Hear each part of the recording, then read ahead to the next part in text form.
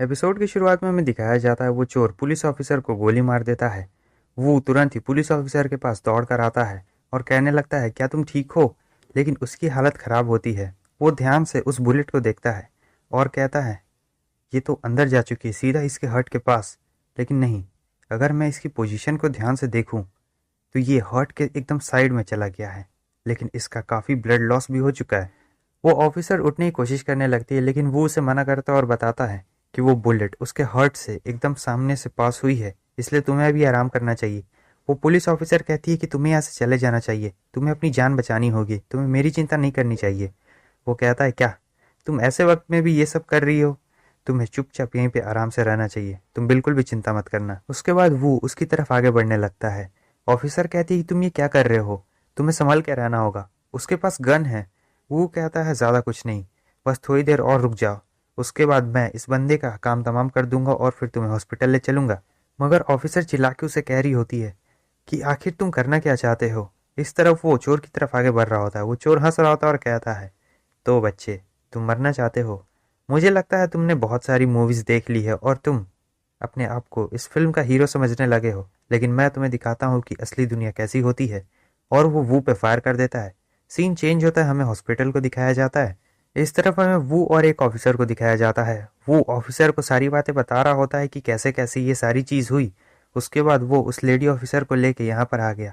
वो कहता है ठीक है, अब मैं चलता हूँ। लेकिन वो ऑफिसर कहते हैं कि रुक जाओ, ज़रा 1 मिनट रुकना।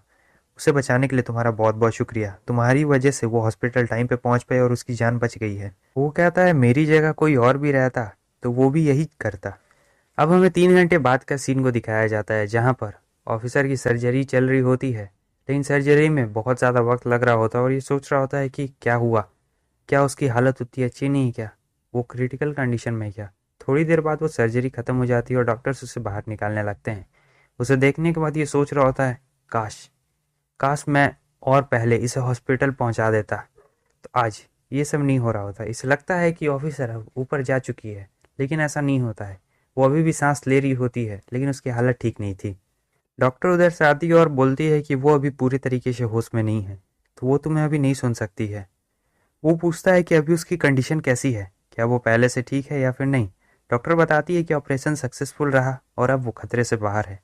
वो उससे कहने लगता है कि मुझे उससे एक बहुत ही इंपॉर्टेंट बात कहनी है, क्या मैं तुरंत ही उसे कह सकता हूँ। डॉक्टर कहती है कि अभी अभी उसका सर्जरी हुआ है तो उसे आराम की ज़रूरत है, क्या तुम वो ज़रूरी बात कल नहीं बता सकते हो।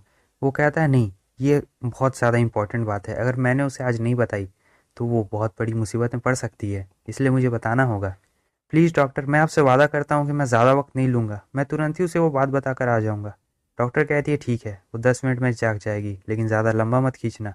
वो काफ़ी खुश होता है और कह रहा होता है अब मैं फाइनली तुम्हें देखने के लिए आ सकता हूँ। उसके बाद वो अंदर चला जाता है और वहाँ पर ऑफिसर अभी होश में आती है। ऑफिसर कहती है वैंग। वो कहता है आपको मेरा नाम याद है? वो कहती है हाँ, वो इसलिए क्योंकि मैं एक ऑफिसर जो हूँ। वो तुरंत ही उससे पूछने लगती है कि उस चोर का क्या हुआ, क्या वो भाग गया, तुम्हें कहीं चोट तो नहीं लगी, तुम तुम ठीक तो हो ना। वो कहता है कि देखो अभी अभी तुम सर्जरी से बाहर निकली हो तो तुम्हें ये सब बातों को ज़्यादा सीरियस नहीं लेना चाहिए, अभी आराम करो। मुंह सोच रहा होता, लगता है इसे अभी तक ये पता नहीं चला है कि मैंने उस चोर से कैसे निपटा है। चलो, इसने मुझे बहुत बड़ी मुसीबत से बचा लिया।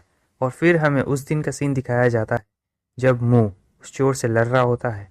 वो कहता है कि बॉस, तुम शूटिंग में उतने ज़्यादा भी अच्छे नहीं हो।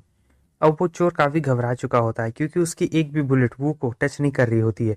वो कह रहा होता है कि तुम कौन हो और मेरी एक भी बुलेट तुम्हें टच क्यों नहीं कर रही है, वैसे मेरी सारी बुलेट्स ख़त्म हो चुकी है। तो ये और भी ज़्यादा घबरा चुका होता है, तुम कौन हो। वैसे ही मुंह उससे एक ज़ोरदार पंच मारता है और कहता है कि तुम्हें ये जानने की कोई भी ज़रूरत नहीं है। वो उसे एक ज़ोरदार पंच मारता है जिससे उससे मुंह से खून निकल चुका होता है।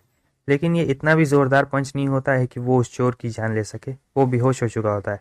वो तुरंत ही पुलिस ऑफिसर के पास जाता है जिसका ये बहुत सारा ब्लड लॉस हो चुका है। अब ऑफिसर की हालत क्रिटिकल होती है और इसकी पल्सेस भी धीरे धीरे चल रही होती है। और फिर तुरंत ही मुंह उस ऑफिसर को लेके हॉस्पिटल की तरफ भागता है। अब सीन फिर से प्रेजेंट में आता है जहाँ पर मुंह से बता रहा होता है कि एक बहुत ही ताकतवर आदमी अपने लाल अंडरवेयर में आया था और उसने उस गैंगस्टर को एक जोरदार पंच मारा उसकी छाती पर, तो वो गैंगस्टर सीधा जमीन पर गिर गया, बेहोश हो गया। अगर वो ताकतवर बंदा उस वक्त नहीं आता ना तो हम दोनों की जान खतरे में आ सकती थी ऑफिसर कहने लगती, क्या एक ताकतवर बंदा, वो भी अपने लाल अंडरवियर में? क्या उसने लाल रंग का चोगा भी पहना था? ठीक है, मुझे पता है कि क्या हुआ होगा या फिर क्या हो सकता है। तुम्हें ये सुपर हीरो की कहानी बनाने की कोई भी ज़रूरत नहीं है, मैं इसे खुद ही। और फिर वो खांसने लगती है। वो उससे कहता है कि ऑफिसर, तुम्हें ज़्यादा बात करने की कोई भी ज़रूरत नहीं है। वो अपनी पॉकेट से कुछ निकाल रहा होता है और वो मन ही मन सोच रहा होता है, क्या इसके पास भी कोई सुपर पावर है जिससे इसे पता चल जाता है। उसके बाद वो अपनी पॉकेट से उस गोली को निकालता है, जिस गोली को उसने उस जेनशीन वाले प्लांट से बनाया था। वो उस ऑफिसर को दे देता है। वो कहती है कि ये क्या है? वो कहता है, तुम इसे आराम से खा सकती हो, ये तुम्हें कोई भी नुकसान नहीं पहुंचाने वाला है। और फिर उसके बाद ऑफिसर उस गोली को खाने लगती है, लेकिन तभी वहाँ पर डॉक्टर आ जाती है। डॉक्टर बताती है कि ऑफिसर की फैमिली उनसे मिलने के लिए आई है। और फिर वो कहता है, अच्छा तो ठीक है, अब मुझे यहाँ से चलना चाहिए। और फिर वो वहाँ से जाने लगता है। ऑफिसर कहती है, इस मेडिसिन के लिए तुम्हारा बहुत बहुत शुक्रिया। वो कहता है कि कोई बात नहीं ऑफिसर, मुझे पता है कि आप जल्दी ही ठीक हो जाएंगे, मैं थोड़ी दिनों बाद आपसे मिलने के लिए दोबारा ज़रूर आऊँगा।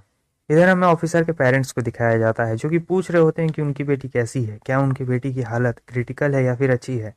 डॉक्टर कहती है कि चिंता करने की कोई भी बात नहीं है, ऑफिसर अभी खतरे से बाहर है, आप जाके उन्हें देख सकते हैं। और फिर उसके पेरेंट्स अंदर चले जाते हैं। वो कहता है, डॉक्टर मैं भी अब यहाँ से चलता हूँ। लेकिन डॉक्टर कहती है कि रुको ज़रा 1 मिनट। वो कहता है, क्या हुआ डॉक्टर? डॉक्टर उसके पास आती है और कहती है, तुमने ऑफिसर को कौन सी मेडिसिन दी थी? देखो, ये बहुत बड़ी मुसीबत खड़ी कर सकता है। तुम हमारे पेशेंट्स को ऐसे ही कोई भी मेडिसिन नहीं दे सकते हो। वो बड़े शांत तरीके से जवाब देता है, आप ज़रा भी चिंता मत करिए डॉक्टर, वो तो बस विटामिन सी की दवाइयाँ थी। और वो अपने मन ही मन में सोच रहा होता है कि मैं वो हूँ जिसने उन मेडिसिन को रिफाइन किया था, और उन मेडिसिन का इफ़ेक्ट बॉडी पर बहुत ही ज़्यादा अच्छा पड़ता है इंजरीज के दौरान। और वैसे भी उन्हें रिफाइन करना इतना आसान तो नहीं था, लेकिन कम से कम वो लोगों की जान तो बचा सकता है। वो जाने लगता है और कहता है, डॉक्टर मैं थोड़े दिनों बाद ऑफिसर से मिलने के लिए वापस ज़रूर आऊँगा। ठीक है, अब मैं चलता हूँ। और इधर डॉक्टर सोच रही होती है, इसके पास कुछ तो गड़बड़ है। ये वो मूलिन नहीं है जिसे मैं जानती थी, ये वो पहले वाला मूलिन तो बिल्कुल भी नहीं है। मैं ये पक्का श्योर हूँ कि ये फैक्ट था कि जो पुराना वाला मूलिन था वो पहले ही मर चुका है। आखिर ये कौन है? और बस एपिसोड यहीं पे ख़त्म। लेकिन जाने से पहले एक सवाल का जवाब देते जाना, वो कौन सी चीज़ थी जिससे मूलिन ने वो मेडिसिन बनाई थी? कमेंट करके ज़रूर बताना अगर आपको पता है तो।